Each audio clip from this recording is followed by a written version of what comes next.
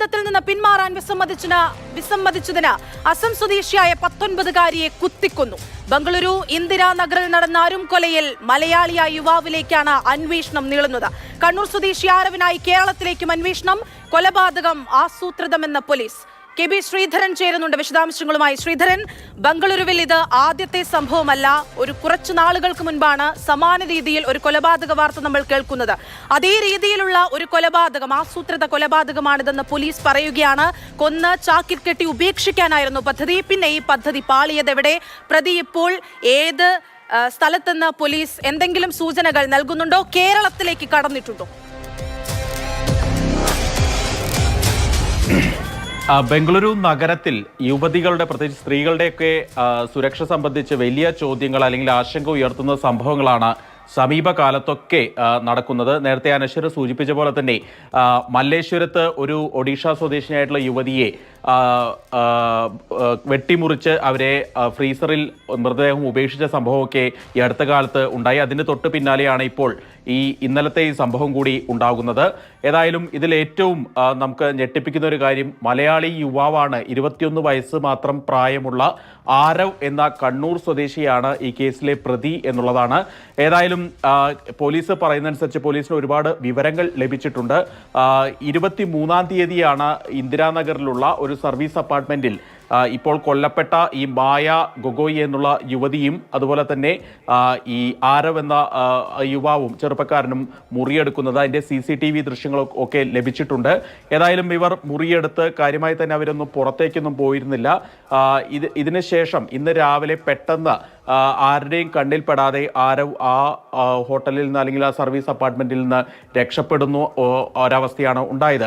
ഏതായാലും രാവിലെ ഈ ഭക്ഷണം ഓർഡർ ചെയ്യുന്നതിനിടയിൽ ഓർഡർ എടുക്കുന്നതിന് വേണ്ടിയാണ് ഈ അവിടെയുള്ള ജീവനക്കാർ ഈ മുറിയിൽ കതകിൽ മുട്ടുന്നത്. തുടർന്ന് യാതൊരു വിധത്തിലുള്ള മറുപടിയും ഉണ്ടായില്ല. തുടർന്ന് ഡ്യൂപ്ലിക്കേറ്റ് കീ ഉപയോഗിച്ച് തുറന്നപ്പോഴാണ് ഈ മായ ഗൊഗോയിയെ അവിടെ മരിച്ച നിലയിൽ, ബെഡ്റൂമിൽ മരിച്ച നിലയിൽ കണ്ടെത്തുന്നത്. തുടർന്ന് പോലീസിൽ വിവരമറിയിക്കുകയായിരുന്നു. പോലീസ് ഈ കേസിൽ വിശദമായിട്ടുള്ള അന്വേഷണം നടത്തുന്നുണ്ട്. ഏതായാലും ഇവരുടെ മൃതദേഹത്തിൽ നെഞ്ചിൽ പലതവണ കുത്തേറ്റ നിലയിലാണ് കണ്ടെത്തിയത്.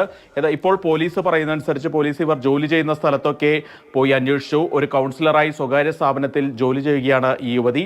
കൂടാതെ വ്ളോഗർ കൂടിയാണ്. അവരുടെ സഹോദരിയും അവിടെ ജോലി ചെയ്യുന്നുണ്ട്. അവരിൽ നിന്നെല്ലാം വിവരങ്ങൾ അനുസരിച്ച് ഈ ആരവും അതുപോലെ തന്നെ മായയും പ്രണയബന്ധത്തിൽ ആയിരുന്നു. ഇതിൽ നിന്ന് പിന്മാറാൻ നിരന്തരം ആരവ് മായയോട് പറഞ്ഞിരുന്നു. പക്ഷെ മായ തയ്യാറായില്ല.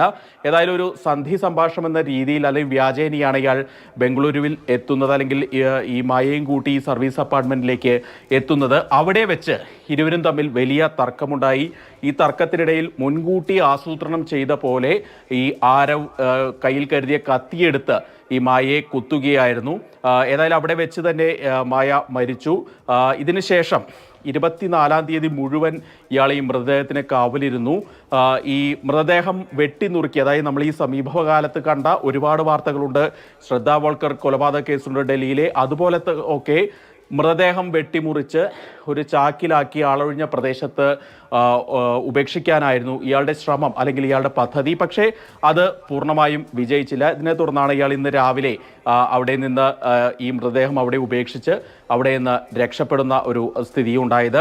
ബംഗളൂരു നഗരപരിധിയിൽ വെച്ച് തന്നെ ഇയാളുടെ മൊബൈൽ ഫോൺ സ്വിച്ച് ഓഫ് ആയിട്ടുണ്ട്. പോലീസ് സൈബർ സെല്ലും ഒക്കെയായി ബന്ധപ്പെട്ടതിൻ്റെ വിവരങ്ങൾ ശേഖരിക്കുന്നു. CCTV ക്യാമറ ഉപയോഗിച്ചു വിവരങ്ങൾ ശേഖരിക്കുന്നു.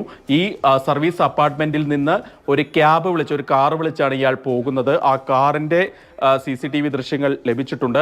അങ്ങനെ ഇയാളെ ട്രേസ് ചെയ്യുന്നുള്ള എല്ലാ നടപടികളും പോലീസിൻ്റെ ഭാഗത്തുനിന്ന് ഉണ്ടാകുന്നുണ്ട്. ഇതോടൊപ്പം തന്നെ സമാന്തരമായി കണ്ണൂർ കക്കരക്കൽ എന്ന് പറയുന്ന സ്ഥലത്താണ് ആരവിൻ്റെ വീട് എന്നാണ് പോലീസ് പറയുന്നത്, ബംഗളൂരു പോലീസ് പറയുന്നത്. അതുകൊണ്ട് തന്നെ കേരള പോലീസുമായി ബന്ധപ്പെട്ട് അവിടെയും പരിശോധന നടത്താൻ തീരുമാനിച്ചിട്ടുണ്ട്. അതിർത്തികളിലൊക്കെ ഇത് സംബന്ധിച്ച വിവരമൊക്കെ കൈമാറിയിട്ടുണ്ട്. വൈകാതെ തന്നെ ഇയാൾ പിടിയിലാകും എന്നാണ് ബംഗളൂരു ഈസ്റ്റ് DCP ദേവരാജ് അല്പസമയം മുൻപ് മാധ്യമങ്ങളോട് പ്രതികരിച്ചത്. നിലവിലേതായാലും ബംഗളൂരു നഗരത്തെ ഞെട്ടിപ്പിക്കുന്ന ഒരു കൊലപാതകം തന്നെയാണ് ഉണ്ടായിരുന്ന കാര്യത്തിൽ യാതൊരു സംശയവുമില്ല. അടിക്കടി സ്ത്രീകൾക്ക് നേരെ ഇത്തരം അല്ലെങ്കിൽ അരുംകൊലകൾ ഉണ്ടാകുന്നത് സ്വാഭാവികമായിട്ടും ക്രമസമാധാന നിലയെ സംബന്ധിച്ച് വലിയ ചോദ്യങ്ങൾ ഉയർത്തുന്ന ഒരു കാര്യം കൂടിയാണ്. ശരി, ആസൂത്രിത കൊലപാതകം, കൊലയാളിയെ തിരയുകയാണ് പോലീസ്. കെ.ബി. ശ്രീധരനാണ് വിശദാംശങ്ങൾ നൽകിയത്.